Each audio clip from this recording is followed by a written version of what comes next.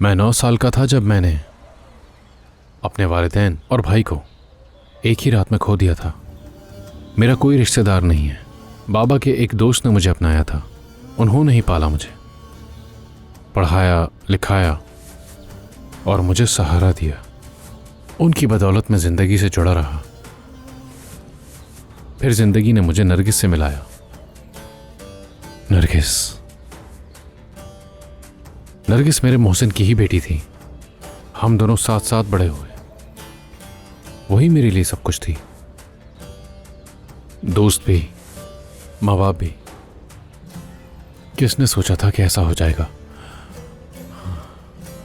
मैं उसके लिए कुछ करना चाहता था, बहुत कुछ। कर नहीं पाया, मगर खैर।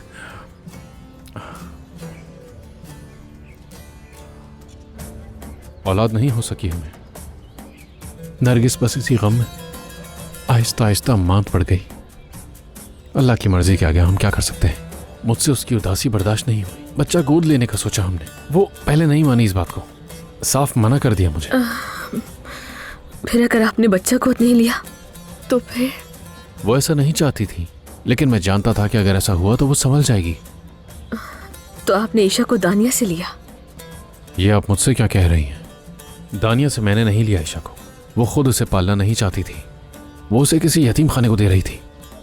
अगर मैं नहीं पालता तो न जाने उसे कौन ले जाता।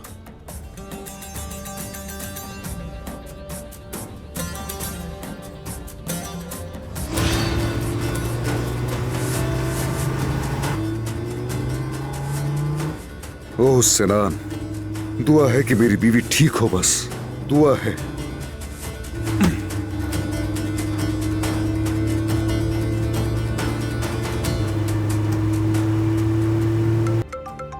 या अल्लाह, मैं क्या करूं? आज के दिन तो मैं बिल्कुल नहीं मिल सकती। अगर इस हवेली से निकली तो सब कुछ बिगड़ जाएगा।